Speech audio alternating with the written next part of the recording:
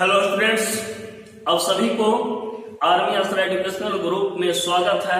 आइए आज से हम लोग फिजिक्स स्टार्ट करते हैं। फिजिक्स में इलेक्ट्रोस्टैटिक्स स्टार्ट करते हैं।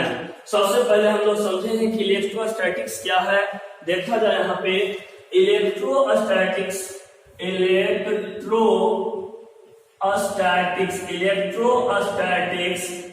दो शब्दों के मिलने से बना है, इलेक्ट्रो और स्टैटिक्स। यानी यहाँ पे हम लोग देखें कि ये दो शब्दों के मिलने से बना है, इलेक्ट्रो और स्टैटिक्स। जहां इलेक्ट्रो का मतलब होता है चार्ज और स्टैटिक्स का मतलब होता है रुका हुआ, एट रेस्ट। हम लोग कह सकते हैं एट रेस्ट, यानी रुका हुआ, यानी हम लोग क्या कह सकते हैं, स्थिर कह सकते हैं। यानी इलेक्ट्रोस्टैटिक्स देखने से हम लोग को पता चलता है कि इसमें हम लोग चार्ज के बारे में तो अध्ययन करते हैं, यानी आवेश के बारे में तो अध्ययन करते हैं, लेकिन कैसा आवेश के बारे में अध्ययन करते हैं, तो कैसा आवेश रुका हुआ हो, स्थिर हो। रुका हुआ आवेश अगर रुका हुआ हो तो हम लोग कहाँ अध्ययन करेंगे, किस ब्रांच में, इलेक्ट्रोस्टैटिक्स में हम लोग अध्ययन करेंगे। अगर रुका हुआ हो तो इलेक्ट्रो, लेकिन आप लोग कहिएगा सर अगर रुका हुआ आवेश को अगर हम इलेक्ट्रोस्टैटिक्स में अध्ययन करेंगे तो अगर आवेश गति में रहेगा, आवेश चलेगा, तब कहाँ अध्ययन करते हैं। हाँ दोस्तों, पूछना भी आप लोग का फर्ज है। अगर आवेश अगर गतिशील हो तो हम लोग धारा विद्युत में उसका अध्ययन करेंगे, लेकिन जब आवेश अगर रुका हुआ हो तो उसको हम लोग इलेक्ट्रोस्टैटिक्स में अध्ययन करेंगे।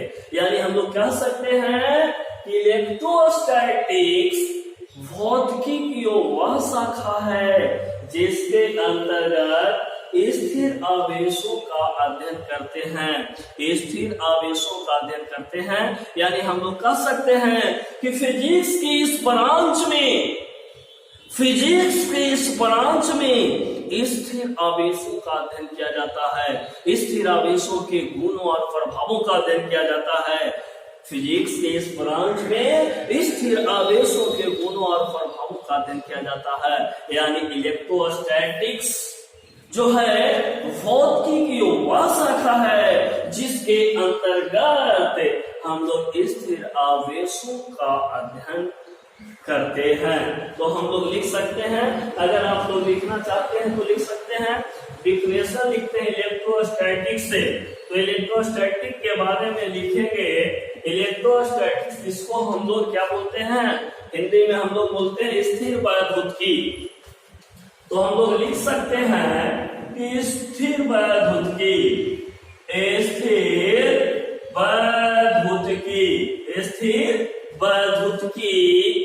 भौतिकी की वह शाखा है, स्थिर वैद्युतिकी भौतिकी की वह शाखा है, स्थिर वैद्युतिकी भौतिकी की वह शाखा है जिसके अंतर्गत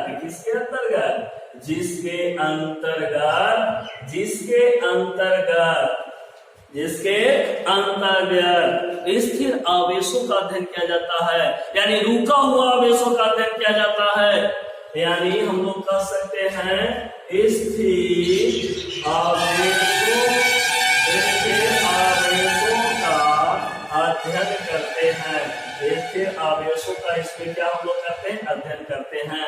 यानी स्थिर वैद्युतिकी भौतिकी की वह शाखा है जिसके अंतर्गत स्थिर आवेशों का अध्ययन करते हैं। ये रहा हम लोग को इलेक्ट्रोस्टैटिक्स। जैसे कोई बोले इलेक्ट्रोस्टैटिक्स यानी समझ जाना है कैसा आवेश, रुका हुआ आवेश, कैसा आवेश, विरामावस्था में आवेश, कैसा आवेश, स्थिर आवेश, कुछ भी हम लोग बोल सकते हैं। स्थिर आवेश, रुका हुआ आवेश, विरामावस्था में अगर आवेश हो तो हम लोग स्थिर वैद्युतिकी में अध्ययन करते हैं। अब हम लोग देखेंगे कि इसमें पहला पाठ क्या है। तो इसमें जो आप लोग का पहला पाठ पढ़ना है, जिसको कहते हैं वैद्युत आवेश एवं क्षेत्र, जिसको हम लोग क्या कहते हैं, वैद्युत आवेश एवं हम लोग क्या बोलते हैं, क्षेत्र। ये पहला चैप्टर है। इसमें इलेक्ट्रोस्टैटिक्स में अगर पहला चैप्टर है तो इसमें पहला चैप्टर आपका है वैद्युत आवेश एवं क्षेत्र। अभी हमें समझना है, अंग्रेजी में हम लोग इसको बोलेंगे इलेक्ट्रिक चार्ज एंड क्या बोलेंगे, फील्ड, यानी इलेक्ट्रिक चार्ज एंड फील्ड। अब सबसे पहले बात है कि आवेश के बारे में हम लोग देखते हैं कि आवेश क्या होता है। सबसे पहले हम लोग आवेश के बारे में अध्ययन करेंगे कि आवेश क्या है। आवेश के अगर कंसेप्ट रहेगा तो ये चैप्टर आपको आसान हो जाएगा, और अगर आवेश नहीं समझ में आएगा तो फिर तो दिक्कत ही होगा। तो सबसे पहले हम लोग देखेंगे आवेश क्या होता है। आइए सबसे पहले आपका हम बचपन के याद ताजा करते हैं। आप लोग देखे होंगे दोस्तों कि जब अपने कंघी से अपने बालों को रगड़ते हैं और रगड़ने के बाद कागज के महीन टुकड़े के पास ले जाते हैं, तो कागज में उस टुकड़े में हलचल पैदा हो जाता है। क्या आप लोगों ने कभी सोचा क्यों हलचल पैदा हो जा रहा है? आप लोग देख सकते हैं घर पर कि एक कंघी ले और कंघी से अपने बालों को रगड़े, रगड़ने के बाद कागज के छोटे छोटे टुकड़े के पास ले जाए तो देखेंगे उसमें हलचल पैदा हो जाएगा। क्यों? क्योंकि जब हम कंघी से अपने बालों को रगड़ रहे हैं तो उस पर एक गुण पैदा हुआ, यानी उस कंघी पर एक गुण पैदा हुआ, जिसके कारण कागज के छोटे छोटे टुकड़े में हलचल पैदा कर दे रहा है। वही गुण क्या कहलाता है? आवेश कहलाता है। यानी हम लोग कह सकते हैं कि आवेश किसी वस्तु का वह गुण है जिसके कारण वह किसी दूसरी वस्तु को आकर्षित या प्रतिकर्षित करता है। आप लोग देखे होंगे कागज के टुकड़े को रखो हाथ पे, इसके बाद रगड़ लीजिए कंघी से, इसके बाद देखिए चिपकेगा, यानी आकर्षण हुआ। तो हम लोग कह सकते हैं कि आवेश किसी वस्तु का वह गुण है जिसके कारण किसी दूसरी वस्तु का आकर्षित या क्या करता है, प्रतिकर्षित करता है। आवेश किसी वस्तु का वह गुण है जिसके कारण किसी वस्तु का आकर्षित या प्रतिकर्षित करता है। अगर आप लोग लिखना चाहते हैं तो लिख सकते हैं कि आवेश किसी वस्तु का वह गुण है जिसके कारण किसी दूसरी वस्तु का आकर्षित या प्रतिकर्षित करती है।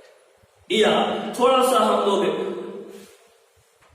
अगर हम लोग स्टैंडर्ड अगर डिफिनेशन देखें तो हम लोग कह सकते हैं कि आवेश, स्टैंडर्ड डिफिनेशन हम लोग देखें, आवेश किसी वस्तु का वह मूलभूत गुणधर्म है जिसके कारण वह विद्युत तथा चुंबकीय प्रभाव उत्पन्न करता है तथा इनका अनुभव करता है। थोड़ा सा स्टैंडर्ड परिभाषा है तो हम लोग लिखेंगे आवेश, लिखिए हमारे साथ आप लोग लिखिए, आवेश किसी वस्तु, आवेश किसी वस्तु का वह गुण है, आवेश किसी वस्तु का वह गुण है जिसके कारण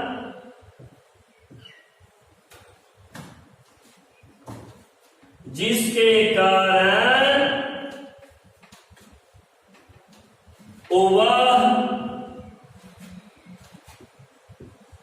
विद्युत तथा चुंबकीय प्रभाव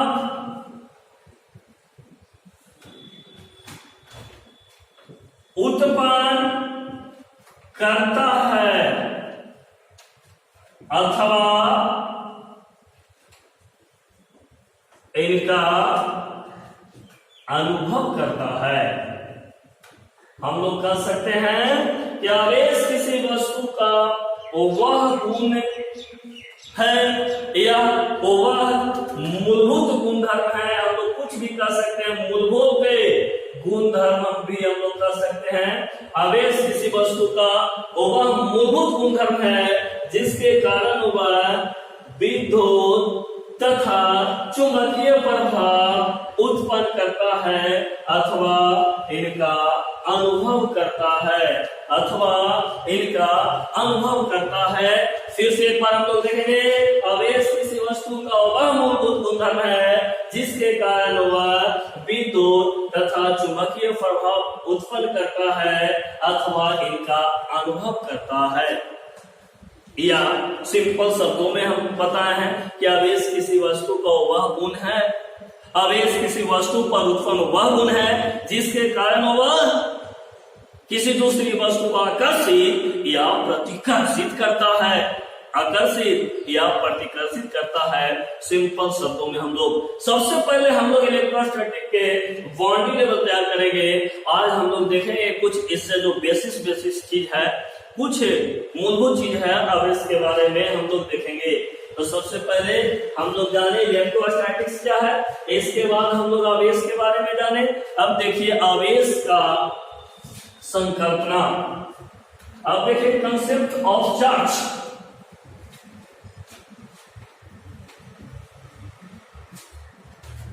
कंसेप्ट ऑफ चार्ज यानी आवेश की संकल्पना देखेंगे हम लोग।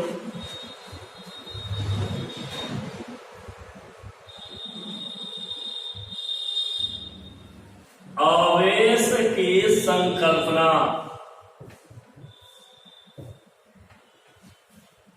जिसको अंग्रेजी में हम लोग बोल सकते हैं कंसेप्ट ऑफ चार्ज।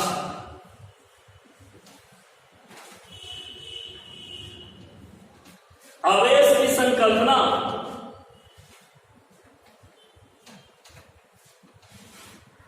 जिसको हम लोग बोलेंगे कंसेप्ट ऑफ चार्ज। आवेश की संकल्पना इलेक्ट्रॉन के आधार पर दी जाती है। आवेश की संकल्पना इलेक्ट्रॉन के आधार पर दी जाती है। अब कैसे दी जाती है, यही बात को हम लोग को समझना है। इलेक्ट्रॉन के आधार पर आवेश की संकल्पना दी जाती है। तो हम लोग देखिए आवेश की संकल्पना इलेक्ट्रॉन के आधार पर दी जाती है यदि किसी वस्तु में इलेक्ट्रॉन की वृद्धि होती है। यदि किसी वस्तु में, समझो एक कंसेप्ट है, यदि किसी वस्तु में इलेक्ट्रॉन की वृद्धि होती है तो उस पर धन आवेश, और यदि इलेक्ट्रॉन की कमी होती है तो उस पर धन आवेश उत्पन्न होता है। यानी हम लोग कह सकते हैं कि आवेश की संकल्पना इलेक्ट्रॉन के आधार पर दी जाती है। यदि किसी वस्तु में इलेक्ट्रॉन की वृद्धि होती है तो उस पर ऋण आवेश यानी ऋण आवेश,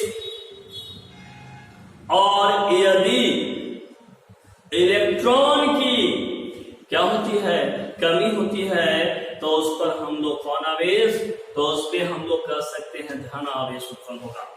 कैसा आवेश उत्पन्न होगा, धन आवेश। यही कंसेप्ट है। जैसे समझेंगे यहाँ पे थोड़ा सा हम छोटा सा समझेंगे। जैसे यहाँ पे हम लोग लेते हैं, यहाँ पे सोडियम लेते हैं। अब सोडियम में इलेक्ट्रॉन देखेंगे तो सोडियम में चूंकि परमाणु संख्या इसका 11 होता है, इसीलिए इलेक्ट्रॉन 11 होगा। अगर इसमें प्रोटॉन देखेंगे तो 11 होगा। अगर इसका इलेक्ट्रॉनिक विन्यास निकालेंगे 281 होगा। अब समझिए, इसका अपना अष्टक पूरा करने के लिए चाहे तो एक इलेक्ट्रॉन किसी को दे देगा या 7 इलेक्ट्रॉन किसी से ले लेगा, लेकिन आसान कौन होगा? एक इलेक्ट्रॉन किसी को देना। तो ये क्या करेगा भाई? एक इलेक्ट्रॉन ये क्या करेगा? किसी को दे देगा। अब जब एक इलेक्ट्रॉन किसी को दे देगा तो देखिए यहां पे इलेक्ट्रॉन कितना था? 11। लेकिन ये क्या कर रहा? एक इलेक्ट्रॉन किसी को क्या कर रहा? दे रहा। तो यहां पे अब जो इलेक्ट्रॉन बचेगा, अब यहां पर जो आपका इलेक्ट्रॉन बचेगा कितना बच जाएगा? तो यहां पे इलेक्ट्रॉन आपका बच जाएगा 10, क्योंकि था 11 लेकिन एक दे दिया। अब यहां पे क्या देखो, अब यहां पे प्रोटॉन की जहां पर बात करें तो प्रोटॉन कितना बचा? 11। आप लोग जानते हैं कि इलेक्ट्रॉन पर कैसा चार्ज होता है? निगेटिव। प्रोटॉन पर कैसा होता है? पॉजिटिव। तो इसीलिए देखिए यहां पॉजिटिव की संख्या अधिक है, इसीलिए सोडियम पर कैसा बेस आवेश? Positive charge. यानी सोडियम पर कैसा आवेश उत्पन्न होगा? ये धनावेश। अब हम लेते हैं क्लोरीन को। देखो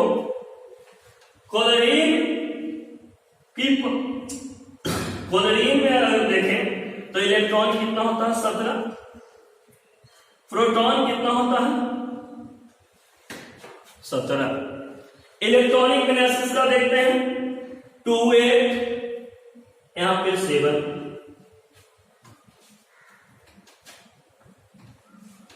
अब ये भी क्या करना चाह रहा? अपना अष्टक पूरा करने के लिए यहां 7 है तो एक इलेक्ट्रॉन किसी से लेगा या 7 इलेक्ट्रॉन किसी को देगा, लेकिन ज्यादा आसान कौन होगा? एक इलेक्ट्रॉन किसी से लेना। तो ये क्या करेगा कि एक इलेक्ट्रॉन किसी से ग्रहण करेगा। जब एक इलेक्ट्रॉन लेगा तो देखो क्लोरीन इलेक्ट्रॉन 17 था, लेकिन एक इलेक्ट्रॉन लिया है, तो अब जो क्लोरीन है इस पर अगर इलेक्ट्रॉन देखा जाए तो इसमें इलेक्ट्रॉन कितना हो जाएगा भाई? 18। यही प्रोटॉन देखा जाए तो प्रोटॉन कितना रहेगा? 17। यहां इलेक्ट्रॉन बढ़ा, यानी यहां पे हम लोग कहेंगे कैसा चार्ज आएगा? निगेटिव। यही तो आवेश की संकल्पना है कि आवेश की संकल्पना इलेक्ट्रॉन के आधार पर दी जाती है। यदि किसी वस्तु में इलेक्ट्रॉन की वृद्धि होती है, यदि किसी वस्तु में इलेक्ट्रॉन की वृद्धि हुआ है, यहाँ पे देखो 17 से 18 इलेक्ट्रॉन की वृद्धि होता है तो उसके कैसा आवेश? उस पर ऋण आवेश। लेकिन यदि इलेक्ट्रॉन की कमी होती है, जैसे इलेक्ट्रॉन 11 था 10 हो गया, 11 था 10 हो गया, इलेक्ट्रॉन का क्या हो रहा है? कमी हो रहा है। तो इसमें कैसा आवेश उत्पन्न होगा? धनावेश। तो हम लोग कह सकते हैं, लिखिए हमारे से आप कि आवेश की संकल्पना, लिखिएगा आवेश की संकल्पना, आवेश की संकल्पना इलेक्ट्रॉन के आधार पर दी जाती है। आवेश की संकल्पना इलेक्ट्रॉन के आधार पर दी जाती है।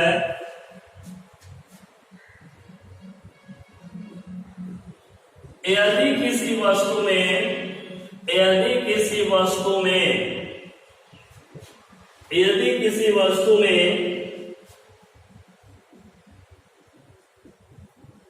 इलेक्ट्रॉन की वृद्धि होती है, इलेक्ट्रॉन की वृद्धि होती है, तो उस पर धनावेश तथा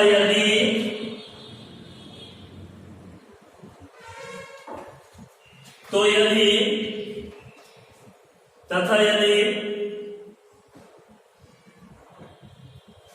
इलेक्ट्रॉन की कमी होती है तो उस पर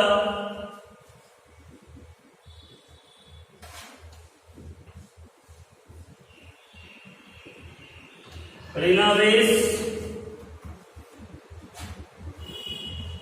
उत्पन्न होती है। यानी हम लोग कह सकते हैं कि आवेश की संकल्पना इलेक्ट्रॉन के आधार पर दी जाती है। यदि किसी वस्तु में इलेक्ट्रॉन की वृद्धि होती है तो उस पे यदि किसी वस्तु में इलेक्ट्रॉन की वृद्धि होती है तो वहां पर ऋणावेश होगा। देख लो, ऋणावेश। तथा यदि इलेक्ट्रॉन की कमी होगा तो उस पे क्या होगा? धनावेश। मिस्टेक। तो हम लोग फिर से देखिए, यहाँ पे इलेक्ट्रॉन गैस में क्या हो रहा है भाई? कमी। तो इलेक्ट्रॉन की अगर कमी होगा तो धनावेश, इलेक्ट्रॉन के अगर क्या होगा?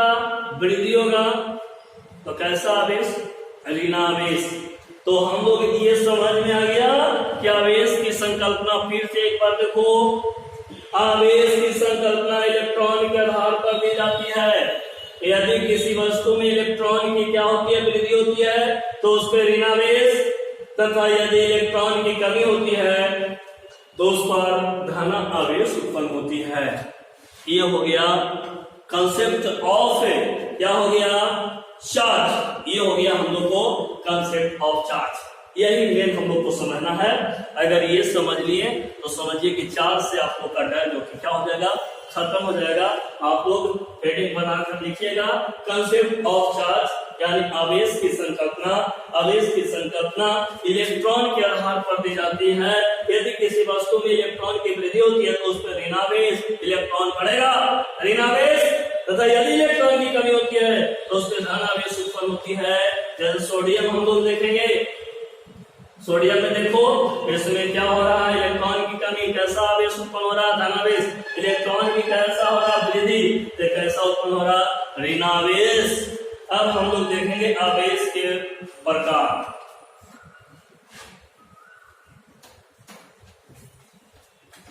अब दोस्तों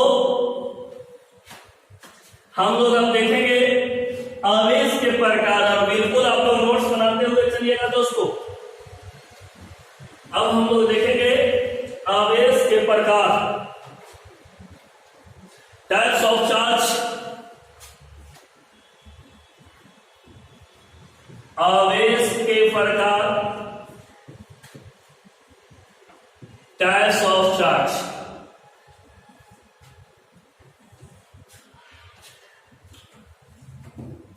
आवेश कितने प्रकार के होते हैं? तो अभी तो पढ़े आवेश कितने प्रकार के होते हैं। तो आवेश दो प्रकार के होते हैं। आवेश कितने प्रकार के होते हैं? दो। कौन कौन? Positive charge and negative charge, यानी धनावेश और ऋणावेश। यानी पहला हम लोग कह सकते हैं धनावेश और दूसरा हम लोग कह सकते हैं ऋणावेश। धनावेश के मतलब समझ रहे हैं? इलेक्ट्रॉन की कमी या वृद्धि। धनावेश के मतलब हो गया इलेक्ट्रॉन की क्या? कमी।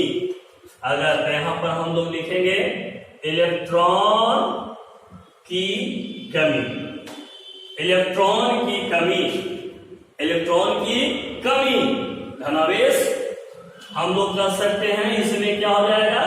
इलेक्ट्रॉन की वृद्धि, इलेक्ट्रॉन की वृद्धि। यानी इस पर कैसा आवेश उत्पन्न होगा? ऋणावेश। यानी धनावेश इलेक्ट्रॉन की कमी, ऋणावेश इलेक्ट्रॉन की हम लोग क्या कह सकते हैं? वृद्धि कह सकते हैं। तो यही होता है आवेश दो प्रकार का होता है, धनावेश और ऋणावेश। यदि किसी वस्तु में इलेक्ट्रॉन में कमी होती है तो उस पर कैसा आवेश उत्पन्न होगा? उस पर धनावेश उत्पन्न होगा। और अगर इलेक्ट्रॉन में वृद्धि होती है तो ऋणावेश भी उत्पन्न होगा। एक बात और देखेंगे यहाँ पे, positive charge, positive charge, negative, negative. इसको हम लोग बोलेंगे सजातीय आवेश। कैसा आवेश? सजातीय आवेश। और सजातीय आवेश के बीच हम लोग कहेंगे कैसा बल रहेगा? तो प्रतिकर्षण। यानी सजातीय आवेश जो है एक दूसरे को क्या करेगी? प्रतिकर्षित। यानी दोनों के बीच में कैसा बल रहेगा? यानी दोनों के बीच में दोस्ती नहीं रहेगा भाई, तो दूर भगाएगा। अगर प्लस प्लस या माइनस माइनस, यहाँ पे हो जाएगा, क्या हो जाएगा? प्रतिकर्षित करेगा, यानी दूर भगाएगा कि तुमसे हमको दोस्ती नहीं करना है, दोनों को साथ ले जाएगा, दोनों भाग आएंगे। लेकिन अगर यही एक प्लस एक माइनस, जिसको हम लोग कहते हैं विजातीय, और विजातीय आवेश जो होता है एक दूसरे को क्या करती है? आकर्षित करती है, यानी दोस्ती रहेगा भाई, आओ सटा लेते हैं। तो हम लोग कह सकते हैं सजातीय आवेश में, इसको हम लोग बोल सकते हैं, क्या बोल सकते हैं? कि सजातीय हम लोग बोल सकते हैं कि सजातीय आवेश में कैसा होगा? प्रतिकर्षण हम लोग सीधे सिंपल में लिख सकते हैं। और विजातीय आवेश इसको हम लोग कह सकते हैं, इसको हम लोग बोल सकते हैं प्लस एक माइनस या माइनस प्लस, यानी पॉजिटिव चार्ज और नेगेटिव चार्ज, इसको हम लोग बोलेंगे विजातीय आवेश। विजातीय आवेश में कैसा होगा भाई? आकर्षण। क्या होगा? आकर्षण, यानी ये दोस्ती करेगा। सजातीय दोस्ती नहीं करेगा, तो दूरे रखेगा, यानी सजातीय आवेश दो। लेकिन अगर ये एक पॉजिटिव चार्ज एक नेगेटिव चार्ज, ये यानी इसको हम लोग बोलेंगे विजातीय आवेश। विजातीय आवेश में क्या होगा? आकर्षण होगा। तो हम लोग जाने अब इस कितने प्रकार के होते हैं? 2 प्रकार के होते हैं, धनावेश और ऋणावेश। धनावेश के मतलब इलेक्ट्रॉन की क्या होगा उसमें? धनावेश जिस वस्तु पर उत्पन्न होगा उस पर समझो क्या होगा? इलेक्ट्रॉन का उसमें, तो इलेक्ट्रॉन की कमी। लेकिन अगर ऋणावेश उत्पन्न होगा तो समझिए उस पर क्या होगा? इलेक्ट्रॉन की वृद्धि। नहीं, अब देखिए सजातीय आवेश में क्या होगा? प्रतिकर्षण। विजातीय आवेश में क्या होगा? आकर्षण। अब थोड़ा सा और कंसेप्ट को क्लियर करते हैं हम लोग। यहाँ तक हम लोग चार्ज के बारे में पढ़े, थोड़ा सा पहले हम लोग इलेक्ट्रोस्टैटिक पढ़ने से पहले हम लोग अपने बिल्डिंग को यानी पिलर को मजबूत करेंगे। और अगर पिलर मजबूत हो जाएगा तो इलेक्ट्रोस्टैटिक से हम लोग को डरना नहीं है, नहीं डरेंगे हम लोग। तो सबसे पहले अब देखेंगे आवेश का मात्रक। अब हेडिंग दीजिए हम लोग आवेश का मात्रक, ज्यादा कुछ नहीं, इसको हम लोग बोलते हैं यूनिट ऑफ, क्या बोलते हैं? चार्ज। आवेश का मात्रक। आवेश का मात्रक हम लोग देखते हैं, तो सबसे पहला अगर देखा जाए तो इसका एसआई मात्रक होता है। आवेश का कौन मात्रक? एसआई मात्रक। एसआई मात्रक आवेश का देखा जाए तो आवेश का एसआई मात्रक कूलम होता है, COULOMB, कूलम। कूलम और इसको सी से सूचित करेंगे, कुछ सूचित करेंगे सी से। तो आवेश का एसआई मात्रक क्या होता है? कूलम होता है। आवेश का अगर हम लोग एसआई मात्रक देखें तो कूलम्ब होता है, तो आवेश का एसआई मात्रक क्या होता है? कूलम्ब होता है। अब दूसरा हम लोग देखेंगे भाई सीजीएस मात्रक। सीजीएस मात्रक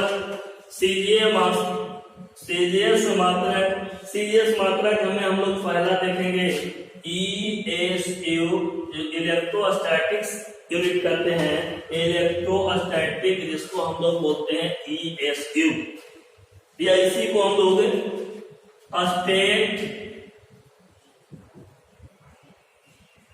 कूलम भी बोलते हैं, यानी स्टेट कूलम भी बोलते हैं, यानी इसको संकेत में लिख सकते हैं SC। ये जो होता है इसका सीजीएस मात्रक होता है। अब इसका एसआई यूनिट हम लोग देखें कूलम होता है। अगर सीजीएस मात्रक हम लोग देखें स्टेट कूलम में, इसका एक और मात्रक होता है जिसके कहते हैं इलेक्ट्रोमैग्नेटिक यूनिट। इलेक्ट्रोमैग्नेटिक क्या होता है? यूनिट। अब देखो, इसको एब्सोल्यूट कूलम भी बोलते हैं हम लोग। क्या बोलते हैं? एब्सोल्यूट कूलम भी बोलते हैं। क्या बोलते हैं? Absolute coulomb. एब्सोल्यूट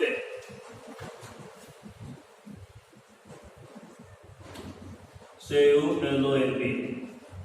अब यहाँ पे देखते हैं कुछ इंपॉर्टेंट चीज जो है यहाँ पे। एक कूलम बराबर 3 गुना 10 के पावर 9 जो होता है स्टेट कूलम होता है। कौन कूलम होता है? स्टेट हम लोग कूलम बोल सकते हैं।